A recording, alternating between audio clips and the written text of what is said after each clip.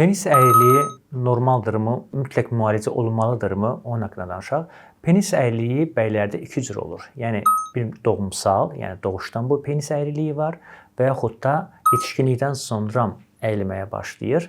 Bunları biz müalicəsi tamam fərqlidir. Biz bu gün sizə sonradan qazanılmış penis əyriliyi haqqında danışacağıq. Bildiyimiz kimi penis xəttkeş kimi dümdüz olma şərti yoxdur. Müəyyən qədər penisdə əyrilik qəbul ediləndir.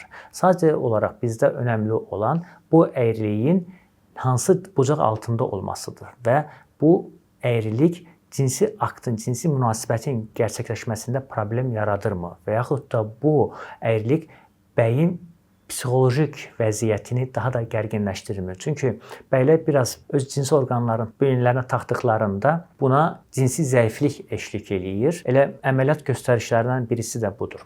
Yaxşı, sizdə artıq yavaş-yavaş penis əyriliyinin baş tutduğunu, baş verdiyini müşahidə edirsiniz. Nə etməlisiniz? İlk başda vaxt itirmədən bir androloqa müraciət edin. Çünki penis əyriliyini biz iki yerə ayırırıq. Yəni bu vaxt olaraq iki yerə ayrılırıq. Birincisi akut dönəm, yəni isti dönəm deyirik buna. İkincisi də soyuq dönəm və yaxud da xroniki dönəm. Yəni ilk 1 il 2 ayda biz penisə bəzi müdaxilələr edərək penis əyriliyinin qarşısını ala bilirik. Bu müdaxilələr nələrdir? İlk başda zərbə dalğa terapiyalarıdır. Zərbə dalğa terapiyası ilə bizdəki orada artıq çapıq toxuma, yəni bu penis əyriliyində bildiyimiz kimi orada çapıq toxuma yaranmağa başlayır və o çapıq toxuma penisi özünə tərəf çəkir və beləliklə də orada bir əyrilik yaranır. Biz o çapıq toxumanın olduğu yerə uzi ilə artıq görürük və yaxud əlimizlə toxunaraq orada çapıq toxumanın yerini tamına bildikdən sonra oraya zərbə dalğası verərək orada çapıq toxumanın yumşalmasına gətirib çıxar və yaxud o çapıq toxumanın azalmasına gətirib çıxarda bilirik.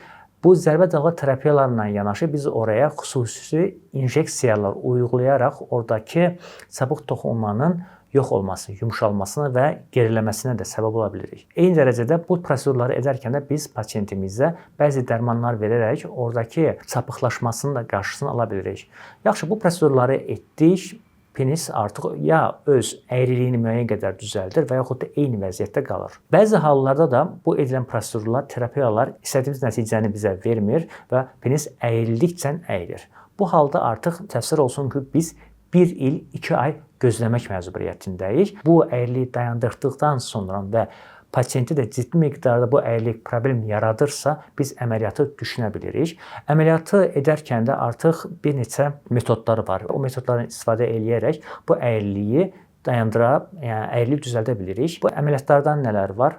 Oradakı çapıq toxumanın olduğu tərəfin əks istiqamətini biz orada tikişlər ataraq təkrardan penisi düzəldə bilirik və yaxud da çapıq toxumanı oradan çıxardaraq onun yerinə inək ürəyindən alınan zər təbəqəsini, əvvəlcədən hazırlanmış zər təbəqəsini oraya yerləşdirərək biz penisi təkrardan düz hala gətirə bilirik. Sadəcə hansı əməliyyat texnikasının pasientə daha uyğun gəldiyini biz müayinə əsnasında pasientlə danışaraq qərarlaşdırırıq.